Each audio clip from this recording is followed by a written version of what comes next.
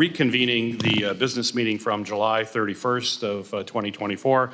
And first of all, I just want to thank our members for being here today. The committee has been working very hard on a number of issues, including our ongoing bipartisan investigation of the Secret Service regarding the attempted assassination of former President Donald Trump. And I appreciate everybody making the time to be here today, and appreciate also the help related to that investigation. We're very close to having an interim report that'll come out, hopefully in a matter of days. But just to stress to members, it's just an interim report that's going to talk about what we have found to date and some conclusions and recommendations that can be made given on what we have.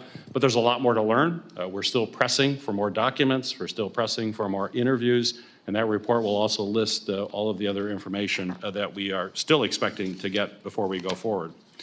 I would also like to thank Senator Lankford for his leadership on S-4700, the Improving Federal Financial Management Act. And although we still have some concerns to address, I'm willing to move this bill out of committee today with the understanding that Senator Lankford and I are going to continue to work on a version that we can advance next Congress, but make sure we're at that point, and you have my commitment to continue to work to do that. I also want to say we are very close, very, very close to an agreement on Ranking Member Paul's Risky Research Review Act. I certainly deeply appreciate his willingness to receive and incorporate my feedback. The bill has been noticed again for our markup next week, and I'm confident we're going to move it out in a bipartisan way next week. It's something that I'm committed to, and we should be able to meet that deadline, and look forward to moving it next week. Today we will also not, this will be, I know, a heartbreak for folks, but we'll not be considering 3 bills on our list, but we will continue to work on them, and perhaps a future markup, perhaps next week. But we have S-4679, the Permitting Council Improvement Act, 4675, the UPS Stop and Study Act, and 4321, No Taxpayer-Funded Pensions for Sex Criminals Acts. As for today, we're going to be voting on a number of important bills that the committee has been working on. I note the presence of a quorum. Before we proceed to votes, Ranking Member Paul, do you have an opening statement? Without a statement, we can move forward. We will now proceed to the consideration of S-4700. I ask unanimous consent that the committee consider the Lankford substitute amendment as modified to S-4700 as the underlying bill.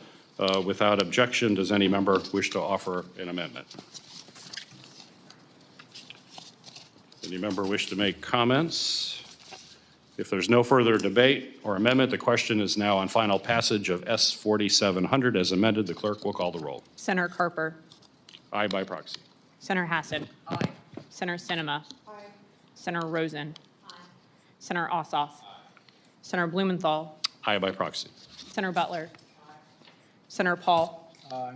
Senator Johnson. Aye by proxy. Senator Lankford. Aye. Senator Romney. Aye. Senator Scott. Aye. Senator Hawley. Aye by proxy. Senator Marshall. Aye. Senator Peters. Aye. Mr. Chairman, on the vote of those present, the yeas are 11, the nays are 0. On the vote by proxy, and for the record only, the yeas are 4, the nays are 0. On this vote, the yeas are 11, the nays are 0, and the motion is agreed to. The motion is agreed to. We'll now proceed to a number of bipartisan House bills. We will proceed to the consideration of H.R. 4403. Does any member wish to offer an amendment or offer any comments? Seeing there's no further debate or amendment, the question is on final passage of H.R. 4403. The clerk will call the roll. Senator Carper. Aye by proxy. Senator Hassan. Aye. Senator Sinema. Aye. Senator Rosen. Aye. Senator Ossoff. Senator Blumenthal. Aye by proxy. Senator Butler. Senator Paul. No. Senator Johnson. Aye by proxy. Senator Lankford. Senator Romney. Senator Scott. Aye. Senator Hawley. Aye by proxy. Senator Marshall. Aye. Senator Peters. Aye. Mr. Chairman, on the vote of those present, the yeas are 10, the nays are 1. On the vote by proxy, and for the record only, the yeas are 4, the nays are 0. On this vote, the yeas are 10, the nays are 1, and the motion is agreed to. The motion is agreed to. We will now proceed to H.R. 5887 without objection. Does any member wish to offer an amendment or offer comments or debate? If there's no further debate or amendment, the question now is on final passage of H.R. 5887. The clerk will call the roll. Senator Carper. Aye by proxy. Senator Hassan. Aye.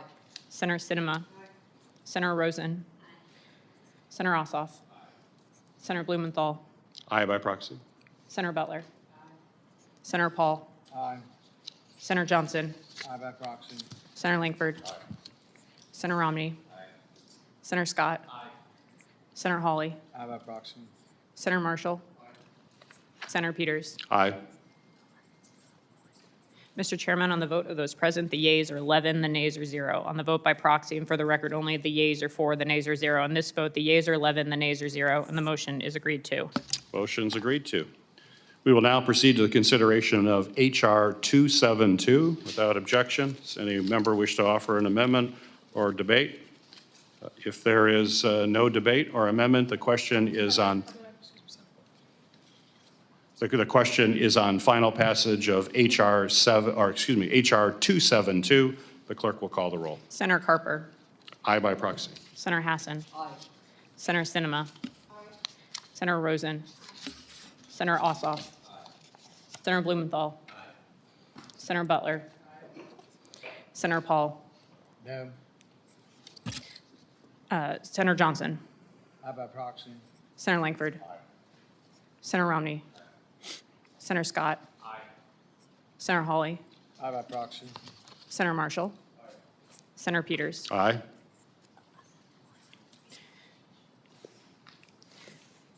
Mr. Chairman, on the vote of those present, the yeas are 11, the nays are 1. On the vote by proxy, and for the record only, the yeas are 3, the nays are 0. On this vote, the yeas are 11, the nays are 1, and the motion is agreed to.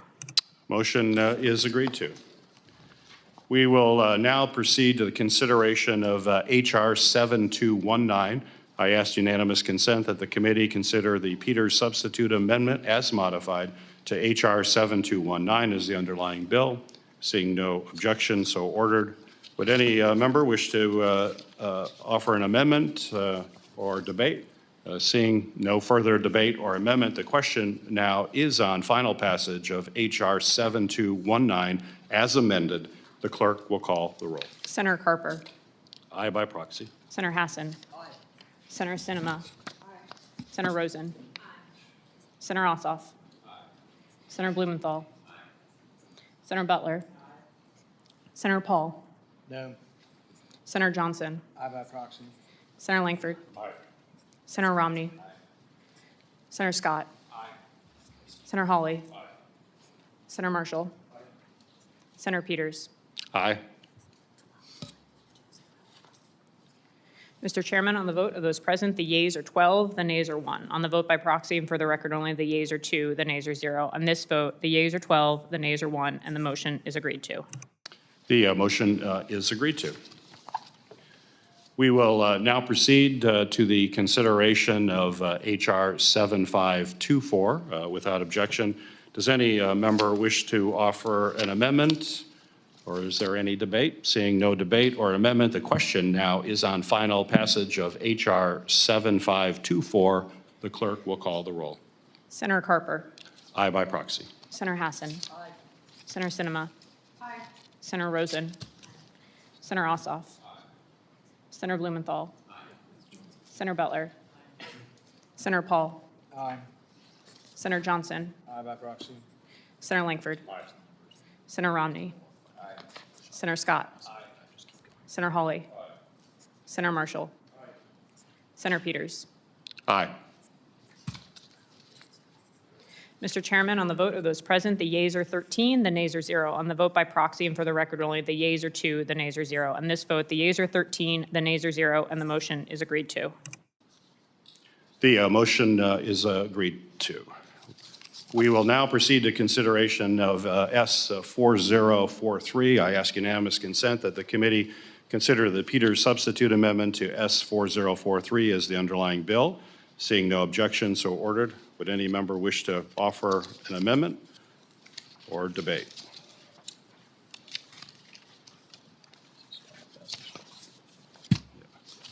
If there's no further debate or amendment, the question now is on final passage of 4043 as amended. The clerk will call the roll. Senator Carper. Aye by proxy. Oh, no. Senator Carper? Aye in person. Senator Hassan. Aye.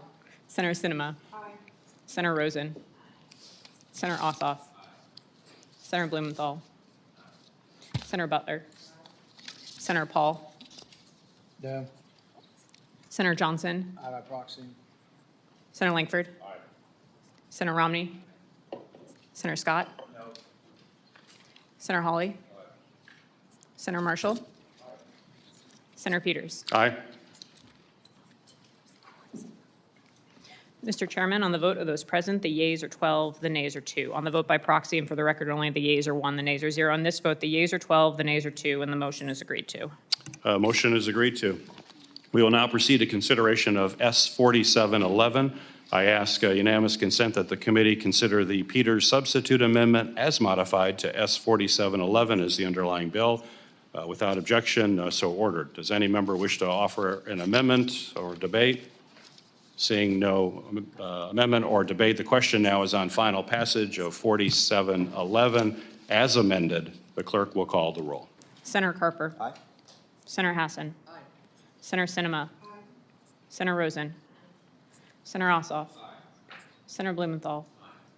Senator Butler. Aye. Senator Paul. Aye. Senator Johnson. No by proxy. Senator Langford. No. Senator Romney. No. Senator Scott. No. Senator Hawley. No. Senator Marshall. No. Senator Peters. Aye.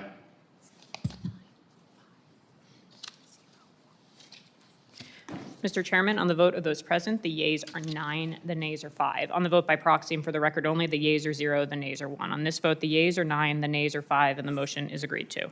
The motion is agreed to. We will now proceed to consideration of S4681. I ask unanimous consent the committee consider the Peters substitute amendment as modified to S4681 as the underlying bill. Without objection, so ordered. Does any member wish to offer an amendment? Seeing no debate or amendment, the question now is on final passage of S4681 as amended. The clerk will call the roll. Senator Carper. Aye. Senator Hassan. Aye. Senator Sinema. Aye. Senator Rosen. Senator Ossoff. Senator Blumenthal. Aye. Senator Butler. Aye. Senator Paul. No. Senator Johnson. No by proxy. Senator Langford. No.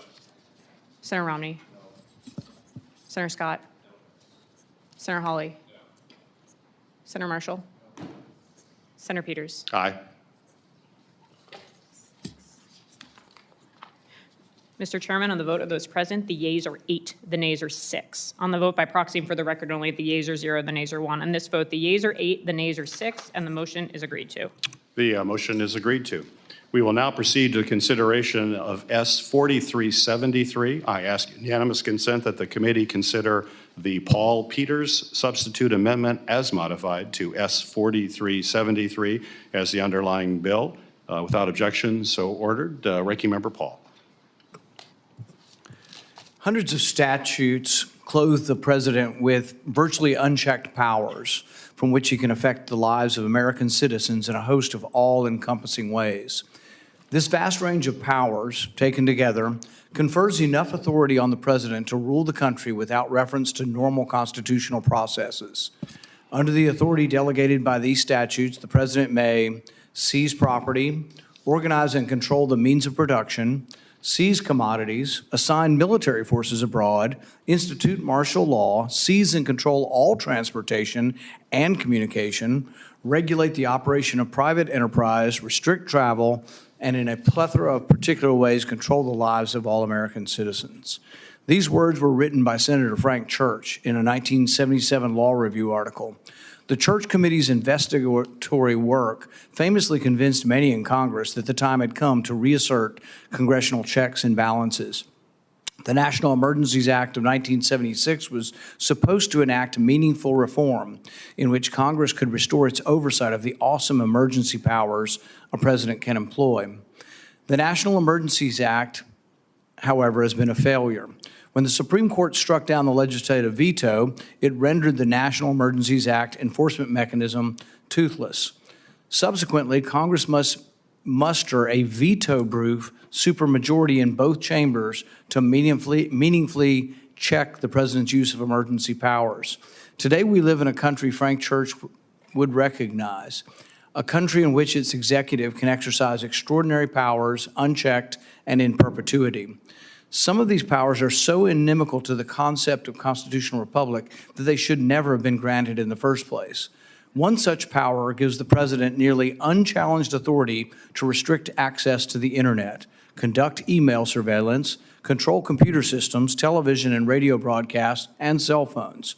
Today, this committee will consider my legislation, along with Senator Peters, to restore the checks and balances that are necessary to protect individual liberty against arbitrary power. The Republic Act will allow the president to take action in emergency situations, but would end those emergencies after 30 days unless Congress votes to extend the emergency.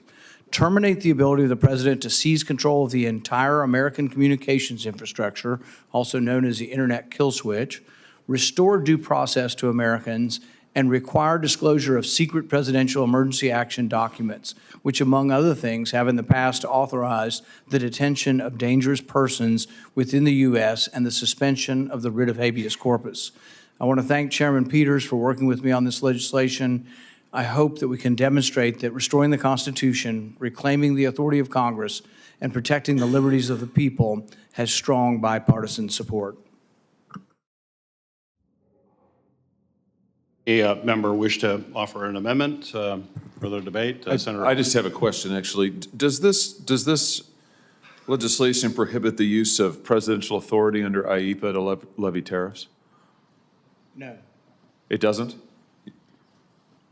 There's no IEPA component here?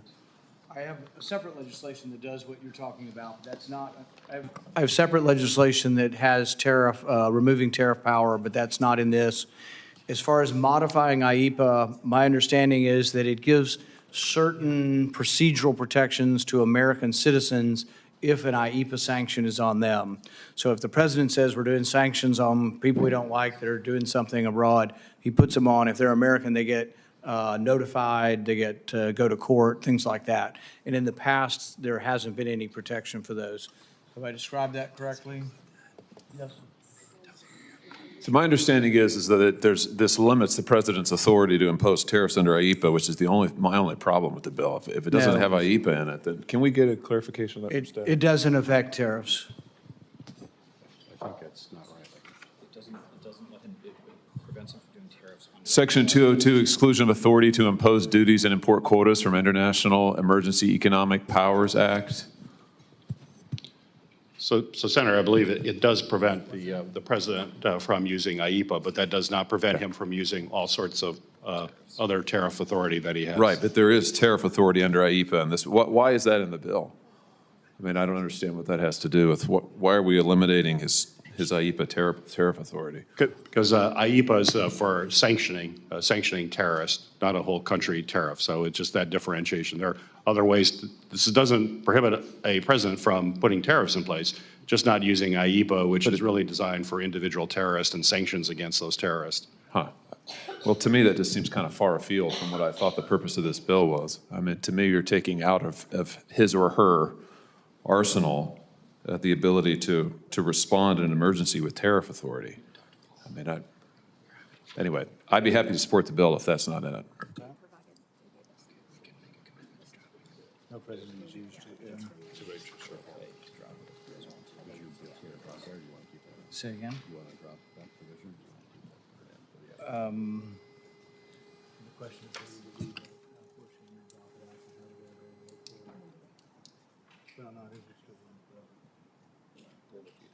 what's that?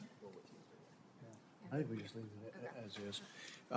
You know, the authority, IEPA has never really been used or been involved with tariff authority, and we don't think this meaningfully changes the application of the law, and I think we would let the presentation, the proposed legislation stand as is. Well, in fact, Nixon used IEPA authority in 1971 to impose a host of significant emergency tariffs. I mean, I guess I don't understand why this is a tariff bill. If it's just about reforming, if it's about the title, reforming the emergency powers of the president and imposing limits on it, that's fine. But I don't understand why we'd limit the tariff authority of the president in an emergency situation. I'd like to be able to protect American workers and American industry. I think any president, I don't care who it is, President Harris, President Trump, whomever ought to have that authority. Anyway, I think we've clarified it. It is in the bill, so I can't support it. And, but IEPA was passed in 1977, Senator, not 1971. So yeah, but it codifies the authorities that President Nixon used in 1970. I'm just responding to Senator Paul's comment that this kind of authority has never been used. It has been. And that's why we codified it in 1977. Seeing no further debate or amendment, the question now is on final passage of S 4373 as amended. The clerk will call the roll. Senator Carper. Aye. Senator Hassan. Senator Sinema. Senator Rosen. Senator Ossoff. Senator Blumenthal. Senator Butler. Senator Paul. Aye. Senator Johnson. Aye by proxy. Senator Langford. Senator Romney. Senator Scott. Senator Hawley. Senator Marshall. Senator Peters. Aye. Mr. Chairman, on the vote of those present, the yeas are 13, the nays are 1. On the vote by proxy and for the record only, the yeas are 1, the nays are 0. On this vote, the yeas are 13, the nays are 1, and the motion is agreed to. The motion is agreed to. We will now proceed to the consideration of S 4676. I ask unanimous consent that the committee consider the Cinema substitute amendment as modified to S 4676 as the underlying bill. Without objection, so ordered. Does any member wish to offer an amendment? Seeing none and no further debate, the question now is on final passage of S 4676 as amended. The clerk will call the roll. Senator Carper. Aye. Senator Hassan. Senator Sinema. Senator Rosen. Senator Ossoff. Senator Blumenthal. Senator Butler. Senator Paul. Aye. Senator Johnson. Aye by proxy. Senator Langford. Senator Romney. Senator Scott. Senator Hawley. Senator Marshall. Senator Peters. Aye. Mr. Chairman, on the vote of those present, the yeas are 14, the nays are 0. On the vote by proxy and for the record only, yeas are 1, the nays are 0. On this vote, the yeas are 14, the nays are 0, and the motion is agreed to. The motion is agreed to. We will now proceed to the consideration of S 4419. I ask unanimous consent that the committee consider the Ossoff substitute amendment to S 4419 as the underlying bill. I also ask unanimous consent that the committee adopt Ossoff Amendment number 2 to S 4419. Without objection, so ordered. Would any member wish to offer an amendment? Mr. Chairman, Senator Hawley. I'd like to call up Hawley Amendment number 2, which has been pending now for a couple of months regarding the failed assassination attempt on the former president back in July. I want to thank you, Mr. Chairman, and the ranking member for your terrific work trying to get information, basic documents from DHS and Secret Service. I want to thank Senator Blumenthal and Senator Johnson, he's not here, but for your work on this as well. And all this amendment does, as I said, I filed the amendment in July, we just haven't had the markup.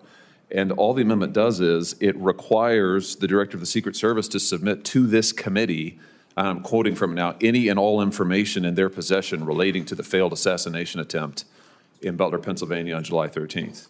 And I just think given the way that Secret Service and DHS have stonewalled this committee, and Senator Blumenthal has spoken to this eloquently, a number of you have on the committee, I just think it's incumbent upon us to say, we want this information. We're the committee of jurisdiction, we should have it. And that's all this does.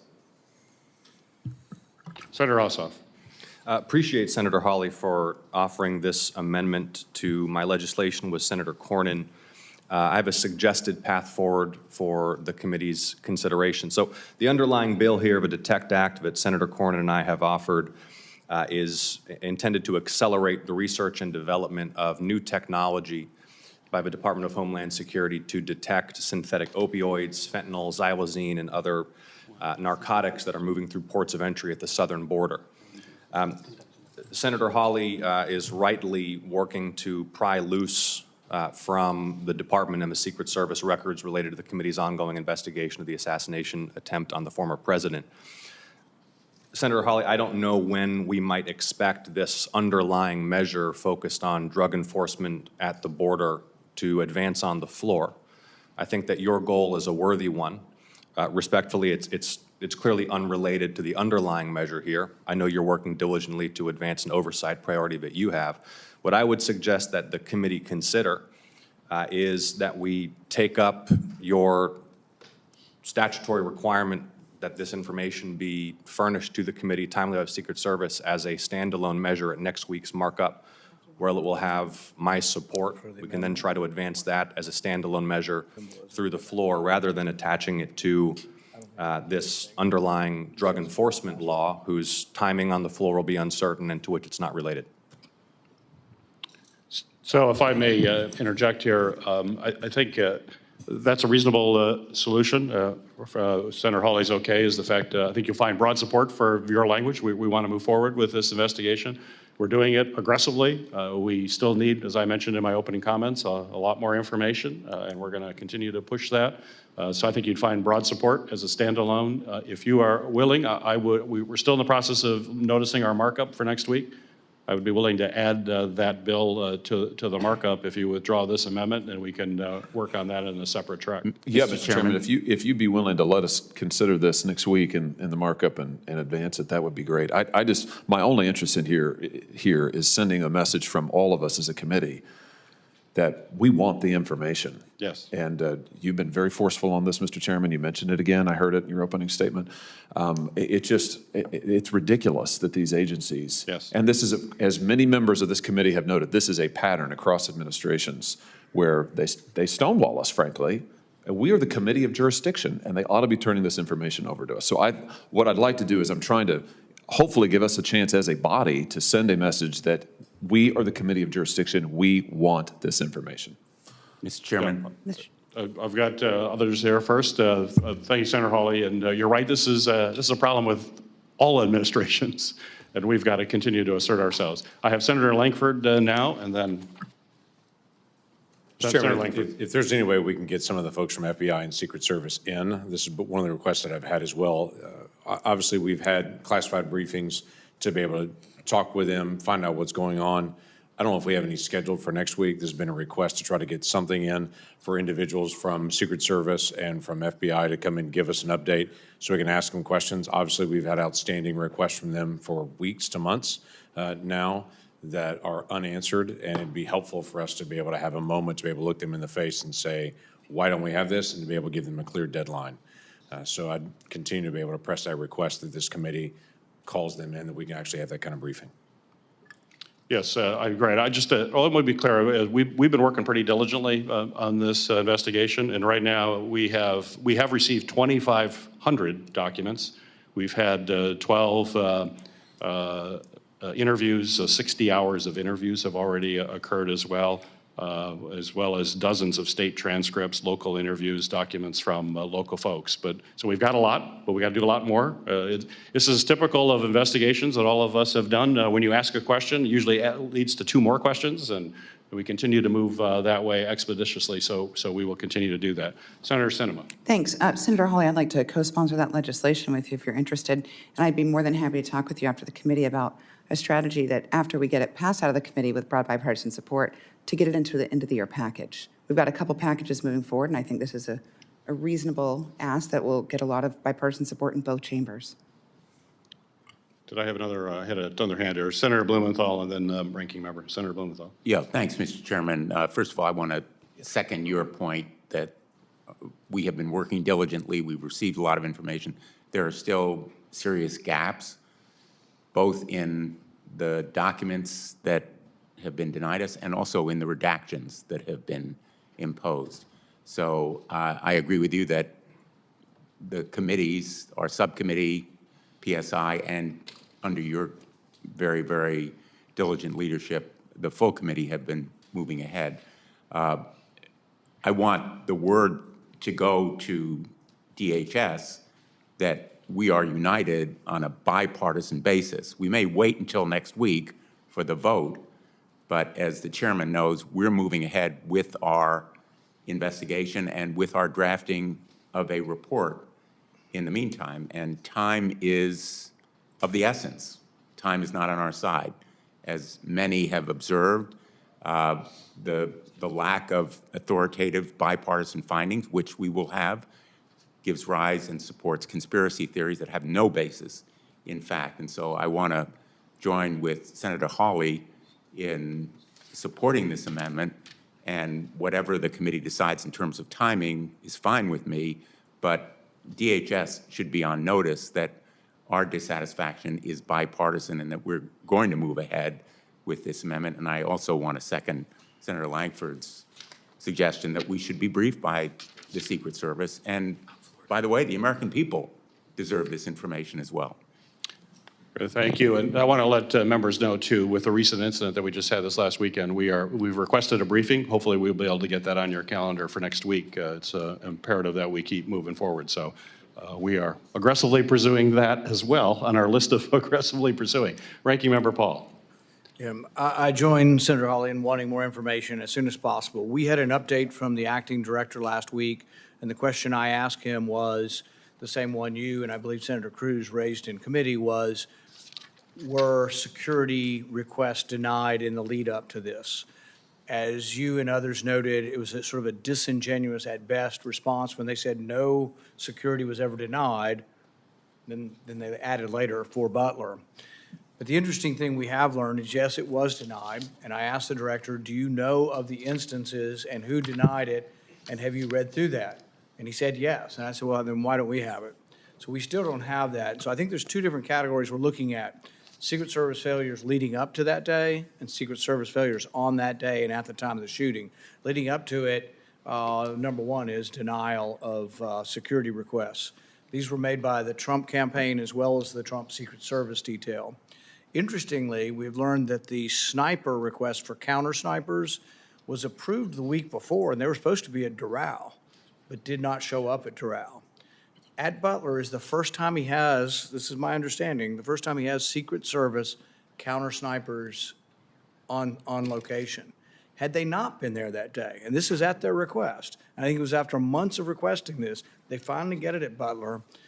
Yes, he got off shots, but he would have had endless shots. He'd have gotten 20, 30, 50 shots off had counter snipers not been there. That was the first time they got counter snipers, but after begging for months for it. So the details of that, how many times did they request, who turned it down, why did they turn it down, need to be addressed. The other thing is if you look at the Secret Service budget, about 35% of it goes to protective services. It had a 15% increase last year. So it's not enough to just say, oh, we need more money. We have to have, it's more willpower than it is manpower. You know, they have the assets, they need to assign the assets, but we need to figure out what went wrong in each of these locations, and denial of the security is a key one that has to be part of this. And we told him this last week, and there was unanimous agreement among Republicans and Democrats they should turn it over. But yet it's been another week and we still haven't gotten any of that information, right? So they are stonewalling us. They haven't. They've already reviewed it. They've already reviewed it for did people make mistakes in denying security, but they won't give it to us. So I think, and I appreciate the passion of the Democrat leaders on this. I think this is the first time I've ever seen the Congress unified in wanting information. And to me, it doesn't matter what party the administration is. We got to get to the truth. And, you know, this could happen to Vice President Harris or President Biden. It could happen to anybody. So we need to make sure the security is good, whether you're on one side or the other. We are unified, Ranking Member, and we'll continue to press it. Senator Marshall, you're recognized. Yeah, thank you, Mr. Chairman. You know, in typical fashion, Congress is sitting here, we're forming committees. We're studying this. We're interviewing people. We're praying. And in the meanwhile, there's a second assassination attempt on former President Trump. What I'm frustrated about is the White House has the authority, without any congressional action, to go ahead and give him the same type of protection that President Biden is getting. We have over 7,000 employees for the Secret Service. They're spread out over 100 offices across the country. And I understand they all got chores to do. but for the next 55 days or so, they need to marshal those resources to protect the President Trump now, yesterday. This would be horrible for a third attempt to occur. So I would call on the White House to move forward with some type of action to give President Trump the maximum protection, the same type of protection we give the sitting President of the United States. Thank you. First, Senator Hawley, will you withdraw your amendment? Can I ask you a question, Senator Ross? It sounds to me, I don't want to speak for everybody, but it sounds to me like we're pretty near unanimous on this. I would love to take a standalone vote on it. I'm not trying in any way to slow your legislation, Senator Ossoff. I would love to take a vote on it today because I think, to get to Senator Blumenthal's point, it sends a message now to these agencies right now that we are in earnest. So I guess my question is, Senator Ossoff, and I'm willing to defer to your judgment on this. Do you object to us voting on this as an amendment today and doing it as a standalone next week? If you would prefer not, I'll withdraw this and we can do it just as a standalone. My only interest here is just in sending the message immediately that we, on a bipartisan basis, are in earnest about this, and we're serious, and we're not happy about it. We're not happy that they're telling the Committee of Jurisdiction to go jump in a lake. So, yeah, thank you, what's Senator your Hawley. So let me say, I agree with you and all those who have spoken about the importance of sending a unified message about timely responses to our oversight requests, our requests for documents. The reason that I suggested doing this as a standalone measure is I'm not sure that it serves the oversight request best or the underlying counter-narcotics policy proposal here best to put them together. It's not the end of the world, I think, to the underlying measure if we do. I don't know whether they can be separated and advanced with unanimous consent today, or maybe it requires the next markup. It'll have my full support when we do it next week. But I think it may be better both for your proposal and the underlying counter-narcotics proposal for them to travel independently. It's not the end of the world if they got to move together. And our rules don't allow us to do it today as a standalone. And I would encourage that we keep that bill as clean as we can to the point. It's already hard to move things through the Congress. So how do we do that? But you have my assurance it's going to be on. Ranking Member Paul supports us getting it on the amendment. And I think we can send, it's only a week away, but we can send a pretty clear message to folks that we had this discussion already. We will have a very different discussion next week, but today it's very clear that this committee is united with your language, and so we can get the kind of push that we need right now. Ranking Member Paul.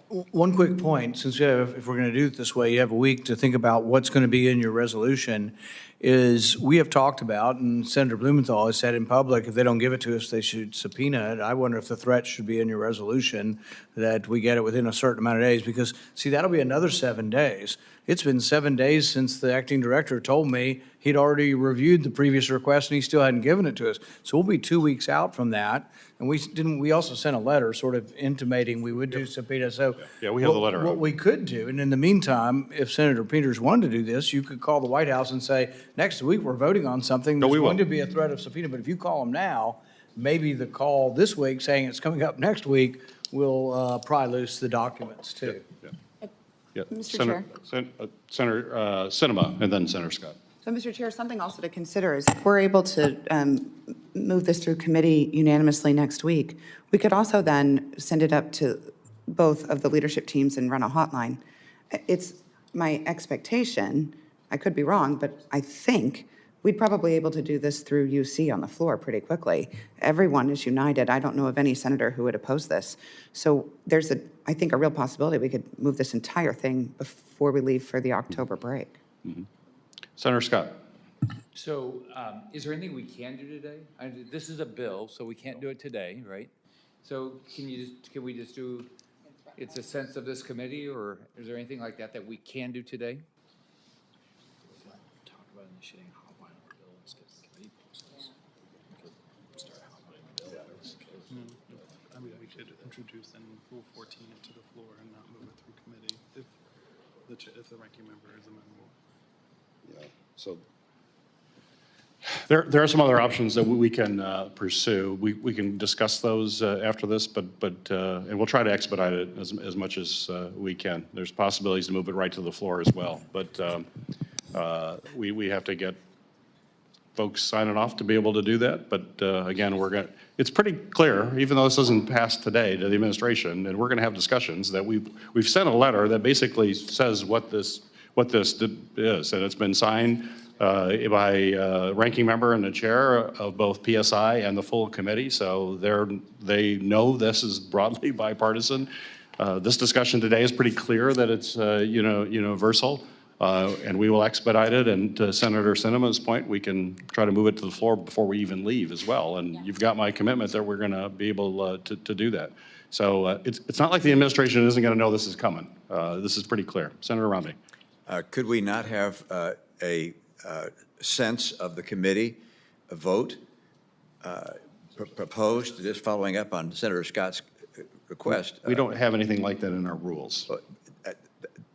That I don't know that it has to be in the rules to say we as a committee, the sense of the committee, voted to affirm the need to proceed on this as quickly as possible, or I mean some kind of a Mr. resolution. Chair. I'm not going to. It's Senator Hawley that needs to provide the wording, but just have us vote and provide a sense of the committee.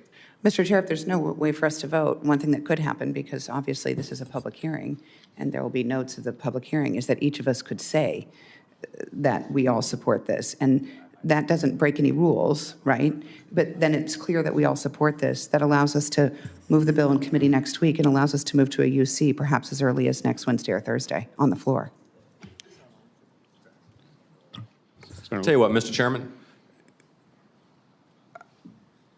I think it is best practices where possible to try to keep things in their individual lanes. We've got an underlying counter-narcotics proposal here. Senator Hawley has a worthy oversight directed amendment related to the investigation of the assassination attempt. Given the broad will that's been expressed here, Senator Hawley, if you'll just commit to working with me to ensure that this underlying proposal I have with Senator Cornyn, is eventually adopted, then I'm happy to just take this vote now and give everyone the opportunity to express the strength of their will to see this oversight responded to timely, okay? Very good. So we will. Senator Hawley, you good with that? You can offer a. I support your underlying bill, John. So absolutely, yeah, 100%. All right. Okay, so Mr. Chairman, I vote- defer to you on what you think would. I want to get a result to Senator Sinema's point here, and so I have a suggestion, Mr. Chair. In order for us to be able to take a vote today, we could vote on this amendment to Senator Ossoff's bill, and at a later time, after Senator Ossoff's bill gets passed by UC, we can strip it off of yours and move yours individually. So I would suggest this: we can do this amendment today. We can also do the same bill as a standalone bill next week and then move directly to the floor for UC. At that time, we could then strip the amendment off of Ossoff's bill and move forward with Ossoff's bill in the traditional way. That solves all of the challenges. Yeah, if everybody's agreeable, we'll do it that way. We'll add this amendment. So the question now is on the Hawley Amendment number 2. All those in favor will say aye. Aye. Opposed? The ayes have it. Amendment number 2 is adopted. Are there any other amendments? Any further debate? Seeing none, the question now is on final passage of S4419 as amended. The clerk will call the roll. Senator Carper. Aye by proxy. Senator Hassan. Aye. Senator Sinema. Aye. Senator Rosen. Aye. Senator Ossoff. Aye. Senator Blumenthal. Aye. Senator Butler. Aye. Senator Paul. Aye. Senator Johnson. Aye by proxy. Senator Langford. Aye. Senator Romney. Aye. Senator Scott. Aye. Senator Hawley. Aye. Senator Marshall. Aye. Senator Peters. Aye. Mr. Chairman, on the vote of those present, the yeas are 13, the nays are 0. On the vote by proxy, and for the record only, the yeas are 2, the nays are 0. On this vote, the yeas are 13, the nays are 0, and the motion is agreed to. The motion is agreed to. I'd like to thank our members. So, I'm sorry, Senator Langford. That's right. I just had a quick follow-up, Todd Bowe, on this. I appreciate your comments earlier about trying to be able to get a hearing for next week or to get Secret Service and FBI in to be able to answer questions. I have found it most likely they hit a deadline when they know they've got to actually show up. When it's a statement of we want this, they'll get it to us when they want to get to us if they know they have to be here for it. it makes a difference. So Yes. I continue to press to be able to make sure we actually have a deadline for them to be here next week. We do indeed. We do Thank you. indeed. Yeah, thank you, Senator Langford. Anyone else have any comments or wish to be recognized? Seeing none, I'd like to thank our members for joining us today's markup. And with that, this meeting is now adjourned.